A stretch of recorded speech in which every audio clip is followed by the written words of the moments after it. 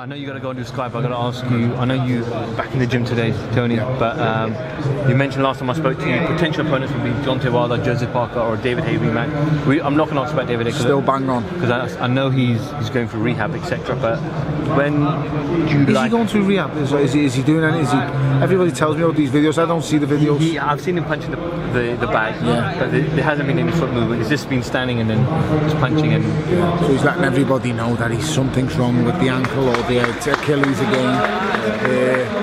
Tony, you know, if that fight was ever to be made again, yes, would that animosity still be there? Considering, I'll always think he's an arsehole. I've always respected him as a fighter. I showed admiration after the fight because he just secured my children's future, and I'll always appreciate that he done that for me. He's still an arsehole. He's still the same man who said he was going to comatose me in 2 rounds. Said that my children were going to visit me in hospital.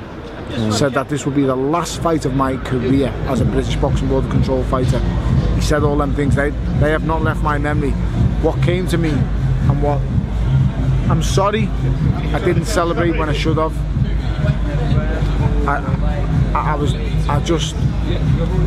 That was me, the soft side of me. All I thought about was I've secured the kids, and it took me to do him to do it. So I am appreciative of him for that. But the question take that away is, I think he's a gobshite, and I think once again he will show his true colours. Trust me, he will. At the moment he's pretending very well, but he will come through and show them again soon. Would he have done what you did after the fight if he had won? If he'd have put me asleep in 2 rounds, he would have ridiculed me. He would have laughed at me. He would have slated me. He would have said I was the worst heavyweight. He would have said I was the worst champion ever to grace the sport. Like all the things he said in the build-up, he would have said, "I told you I was right," and he would have continued to, like he ridiculed Enzo Maccarinelli after beating him. Anybody can win at that weight with 1 punch. Anybody. He could knock me out in a rematch, but believe you me, I can knock him out too. I understand boxing and I take on board the dangers.